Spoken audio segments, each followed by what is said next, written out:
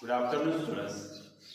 Today's lecture we discuss working of PNP transistor. In previous lecture, you can learn working of NPN transistor. Now, question is draw and explain working of PNP transistor. Question is draw and explain working of PNP transistor. This is the direction of electron flow. This is circuit diagram of direction of electron flow, and this is the direction of current flow. This diagram you can see the current flow direction, and this diagram you can see the electron flow direction. Okay. In above diagram, emitter base junction, emitter or base junction is forward bias with low voltage battery VBB, and collector base junction is reverse bias with high voltage battery VCC. Okay, काय म्हणले बघा, तुमचा base emitter base junction काय केले forward bias मध्ये कशा use करून low voltage battery, आणि कनेक्टर बेस जंक्शन कशाला यूज केलं आपण हाय व्होल्टेज बॅटरीचा, ते कशामध्ये असतं तुमच्या रिव्हर्स बायसिंग मध्ये. Positive terminal of battery VBB, positive terminal of battery VBB repels the holes toward the base. Positive terminal of battery VBB repels the holes toward the base. They enter in base region. That time holes enter in base region. Base is N-type material. Base is N-type material, and it is lightly doped. Few holes enter in the hole in base. That time few holes recombine with electrons, and those number of holes will pass into the base terminal, and they form a base current IB. That time they form a base current IB. Base current IB. अच्छा झालं काय म्हणते, ज्यावेळेस positive terminal of battery VBB काय करणार, connect केल्यानंतर आपण external voltage biasing condition मध्ये एक्सटर्नल व्होल्टेज अप्लाय केलं, त्यावेळी काय करणार, हा पॉझिटिव्ह काय असणार रिपल्शन, मग काय करणार होलला रिपल करत, होलला रिपल केल्यावर होल कुठे जाते तुमच्या बेस रिजन मध्ये. आता बेस रिजन मध्ये आल्यानंतर काय होईल, बेस कसा आहे एन टाइप मटेरियल आहे, म्हणजे काय असणार त्यात इलेक्ट्रॉन्स, मग त्यात जर हा बेस हा कसा तुमचा लाईटली डोप्ड, त्यावेळेस होल एंटर करणार, त्यावेळेस काय करतील काही होल्स काय करतात त्या इलेक्ट्रॉन सोबत रिकॉम्बिनेशन करतील, आणि राहिलेले होल्स कुठे कुठे pass into the base terminal. म्हणजे कुठे येणार आहे बेस टर्मिनल होल्स येणार, म्हणजे तुमच्या निगेटिव्ह टर्मिनलच्या येणार कोणाच्या बॅटरीला. त्यावेळेस काय होईल तुमचा करंट क्रिएट होईल, त्या करंटलाच काय म्हणतो आपण बेस करंट IB. लक्षात. देन रेस्ट ऑफ होल्स काय म्हणते बघा, then rest of holes attracted by negative terminal of high voltage battery VCC through collector. काय म्हणते बघा, रेस्ट ऑफ होल्स तुमच्या कलेक्टर रिजन मध्ये काय सगळे होल्स आहेत, कसल्या कंडिशन मध्ये rest condition. Rest of holes are attracted by negative terminal of battery VCC through collector form collector current IC. That time form collector current IC. The collector current collect the most of holes. Collector काय करत असतो, collect the most of holes. Therefore emitter current, therefore त्याच वेळेस काय होतं, emitter current is very close to collector current. That is IE. That is IE, nearly equal to IC. But above figure I is equal to IB plus IE आपण last लेक्चरला शिकलो होतो. But IE is equal to काय असतो IB plus IC. Current direction मध्ये जर बघितलं आपण तर काय तुमचा I current is equal to हा कुठला पासून आला तुमचा IB करंट आणि हा कुठला असेल IC करंट. आता करंटची डायरेक्शन काय असणार आहे negative to positive, negative to positive. मात्र इलेक्ट्रॉन फ्लो कसा होईल तुमचा किंवा होलचा ज्यावेळेस काय करतो आपण तुमचं इमिटर बेस जंक्शन फॉरवर्ड बायसिंगमध्ये आणि कलेक्टर बेस जंक्शन काय होते रिव्हर्स बायसिंगमध्ये घेतो. त्यावेळेस एक्सटर्नल व्होल्टेज अप्लाय करतो म्हणजे बायसच्या कंडिशनमध्ये काय होणार आहे तर हा low voltage battery positive terminal काय करतो तुमच्या होलला रिपल करणार आहे. रिपल केल्यामुळे काय होईल ते होल कुठेतरी तुमच्या बेस रेजियनमध्ये इंटर करतील.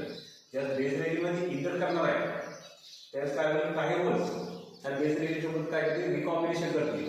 कारण बेस रेजियन कसं असतं जास्तीत जास्त काय असतं इलेक्ट्रॉन, मोस्ट ऑफ इलेक्ट्रॉन आणि कसं आहे लाईटली डोप्ड आहे. मग मात्र ह्यातले जे जास्त प्रमाणात होल्स आहेत ते काय होतील परत तुमच्या बेसवर काय होतील अटॅक होतील.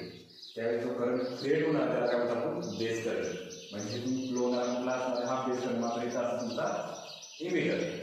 आणि लक्षात तुमचा इलेक्ट्रॉनचा फ्लो काय किंवा होल्सचा फ्लो कसा होईल पॉझिटिव्ह टू निगेटिव्ह. कारण होल्स पॉझिटिव्ह चार्ज असतो त्यामुळे काय म्हणतात पॉझिटिव्ह टू निगेटिव्ह. ते कशाचे डायरेक्शन ऑफ इलेक्ट्रॉन फ्लो म्हणायचं नाही डायरेक्शन ऑफ होल्स फ्लो म्हणतात. सॉरी होता तर काय म्हणता येईल direction of hole flow, direction of holes flow. आणि ही डायग्राम कशी असेल डायरेक्शन ऑफ करंट फ्लोची असणार. मग ज्यावेळेस होल तिथं आम्ही IB करंट क्रिएट झाला त्यानंतर ज्यावेळेस आपण हा कुठला कलेक्टर टू बेस जंक्शन घेणार आहे तो काय आहे रिव्हर्स बायसिंग मध्ये. Collector to base junction is reverse biasing means in collector region rest of holes is attracted to negative terminal of battery PCC. त्यातले जे होल्स आहेत ते अट्रॅक्ट होणार तुमच्या PCC कडे. that time create current is called as collector current IC. okay the collector current or collector collect most of holes. काय करतो collector तुमचा collect the most of holes. Therefore, त्यामुळे काय असणार emitter current is nearly equal to collector current. But in figure आता याचं जर बघितलं आपण त्या फिगर मधून काय होईल हा करंटचा फ्लो काय होणार आहे त्या करंटची डायरेक्शन काय होईल निगेटिव्ह कडून कुठं असणार आहे पॉझिटिव्ह. म्हणजे पॉझिटिव्ह निगेटिव्हची डायरेक्शन कमी होणार आहे तुमची. पॉझिटिव्ह निगेटिव्ह किंवा निगेटिव्ह कडून येतील पॉझिटिव्ह कडे. याचं काय निगेटिव्ह कडून कुठे पॉझिटिव्ह कडे म्हणजे कुठं करंट फ्लो होणार आहे हा जो करंट आहे कलेक्टर कडून कुठे येणार आहे इमिटर. हा कुठून येणार आहे बेस कडून कुठे येणार आहे इमिटर. म्हणजे इमिटर करंट काय असेल emitter current IE is equal to emitter मध्ये येणार टोटल करंट कुठला असेल IB प्लस हा कोणता करंट आहे तुमचा IC. लक्षात NPN आणि PNP ट्रान्झिस्टर मध्ये काय होते दोन्हीमध्ये चेंज काय आहे तर असणार तुमचं रिजन असेल N इथं असेल P परत N आणि जी बॅटरी कनेक्ट होते लो व्होल्टेज आणि हाय व्होल्टेज फक्त ते काय करायचं टर्मिनल चेंज करायचं. ज्यावेळेस हा फॉरवर्ड मध्ये जायचं म्हणजे NPN मध्ये काय करायचं negative positive positive negative same rate process condition असणार. दोन्हीमध्ये चेंज काही नाही. त्यातून काय फ्लो होणार आहे तुमचा होल्स फ्लो होणार आहे कशामधून PNP मधून आणि NPN मधून काय होणार आहे इलेक्ट्रॉन फ्लो. दोन इलेक्ट्रॉन करंट आणि होल्स करंट लक्षात आला. This is the working of PNP transistor. Next question is derive the relation between alpha and beta of transistor. Question is derive the relation between alpha and beta of transistor. आता alpha आणि बीटाचं काय करायचं आपल्याला relation पाहिजे. काय करायचं त्याचं equation derive करायचं आपल्याला बरोबर. हे रिलेशन कशावरती डिपेंड असतं तुझा बेस करंट इमिटर करंट आणि कलेक्टर ह्या तिन्ही करंटवरती काय असतं त्याचं रिलेशन डिपेंड आहे. कोणतं base current IB, collector current IC, emitter current IE. The relation between emitter current and collector current is given by alpha. मग काय होते the relation between emitter current and collector current is given by alpha and relation between base current and collector current is given by beta of transistor. दोन्हीमध्ये collector current काय common आहे. कशामध्ये alpha आणि beta मध्ये. काय सांगितले the relation between emitter current and collector is given by alpha. Alpha is equal to collector current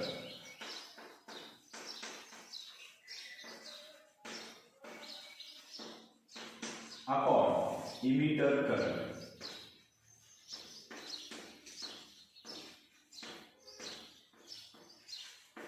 This is the relation of alpha.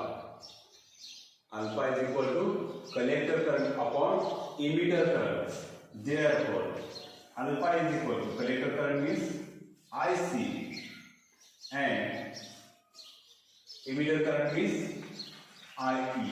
This is the first equation. Suppose this is the first equation. And beta of transistor, it is the relation between base current and collector current. Beta is equal to collector current upon base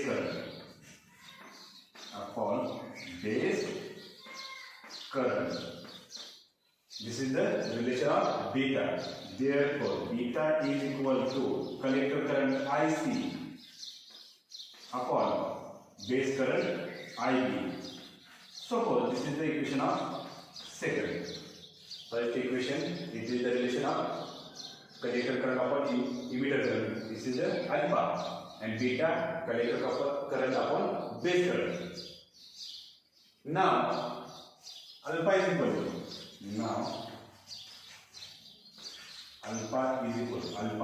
to IC upon IE.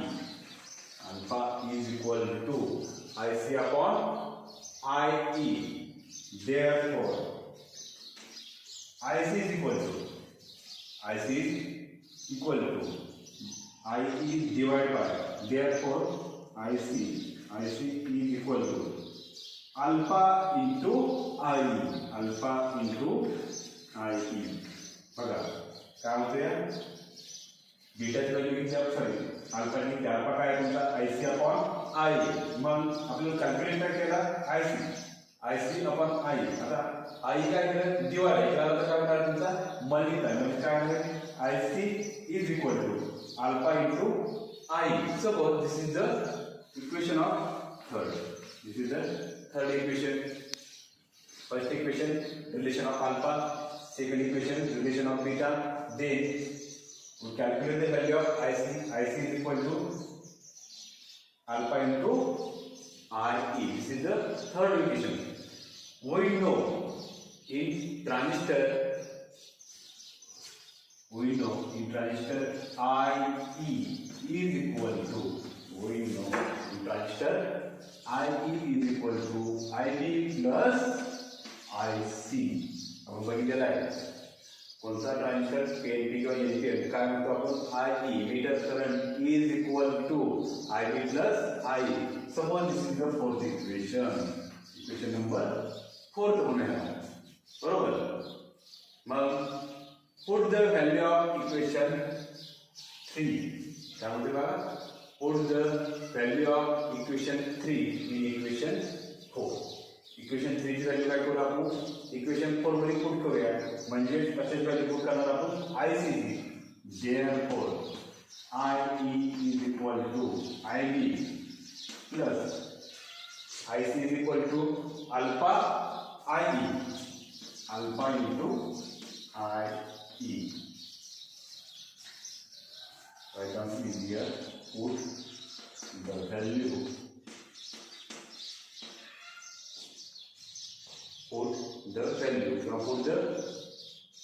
of equation 3 in equation 4. काय करूया equation 3 ची value equation 4 मध्ये put केली. IB IC value put करतो आपण IC काय alpha I. Therefore IB is equal to आता काय करतो आपण IB is equal to काय अल्फा I प्लस आहे त्याला काय होईल तुमचा minus. Therefore IB is equal to IE minus alpha RE. IB is equal to IE minus alpha IE. Then we can give the I is common. Therefore, IB is equal to IE in bracket 1 minus alpha. काय केलं equation बदलून equation बदलून काय केलं आई common काढलं दोन्हीतून आई common काढलं हे आई common काढले म्हणजे काय 1 इथं काय minus alpha. This is the equation of fifth. तर इक्वेशन काय म्हणून देऊया इक्वेशन ऑफ फिफ्थ म्हणूया. Now we know beta is equal to beta is equal to IC upon IB. IC upon IB. Now beta is equal to IC upon IB.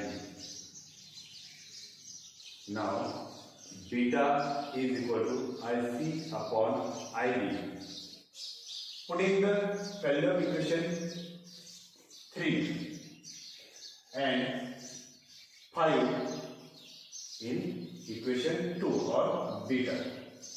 Putting the value of equation 3 and equation 5 in above equation or equation 2.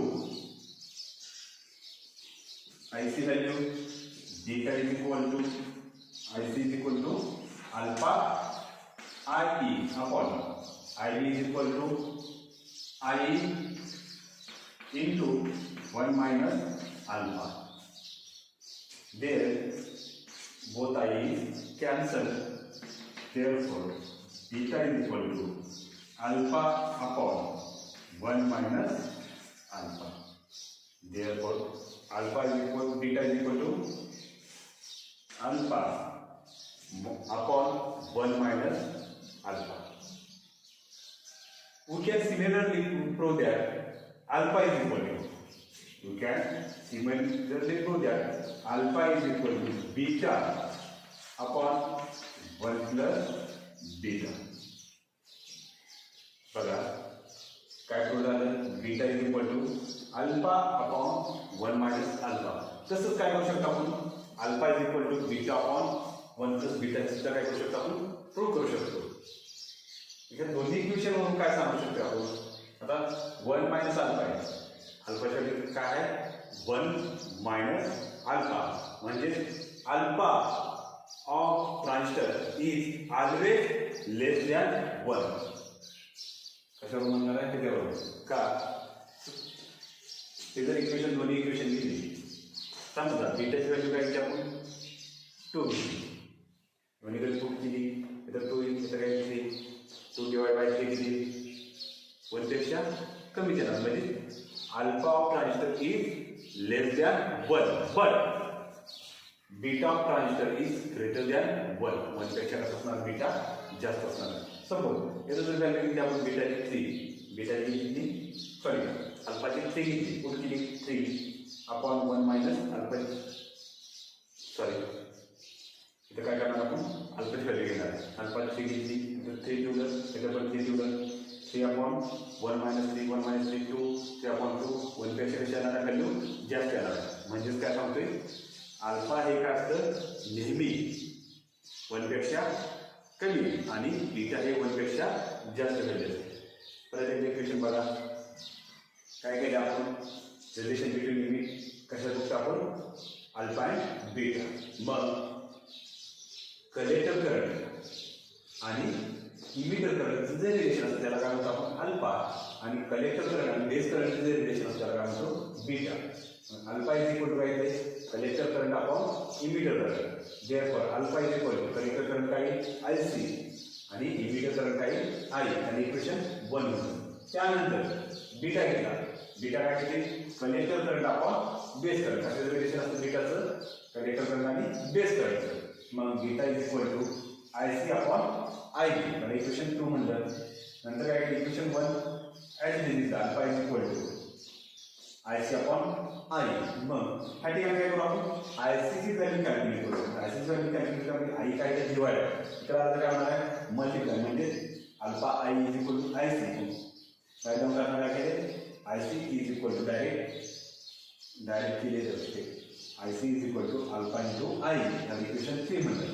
याचा equation 3 मात्र आपल्याला transistor बाबतीत माहिती आहे going of transistor काय emitter current is equal to base current plus collector current I is equal to IB plus IC या equation काय मध्ये 4.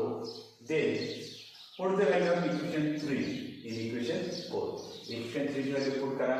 इक्वेशन 3 ची व्हॅल्यू म्हणजे कोणाची IC ची व्हॅल्यू पुट करायची. पुन्हामध्ये 4 मध्ये I is equal to IB plus IC ची व्हॅल्यू काय तुमची alpha into I IB plus alpha I. आता अल्फा इकडे काय आहे प्लस आहे त्याला काय होणार आहे मायनस म्हणजे काय I minus alpha is equal to IB. काय करणार काय केले IB is equal to I minus alpha I दोन्हीतून I काय केलं कॉमन काढलं.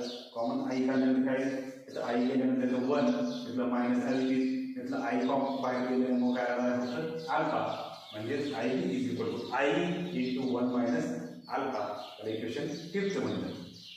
त्यानंतर जे तुमचं बीटाचं इक्वेशन दिलं इक्वेशन नंबर 2 इक्वेशन 2 ॲज दिलं beta is equal to IC upon IB.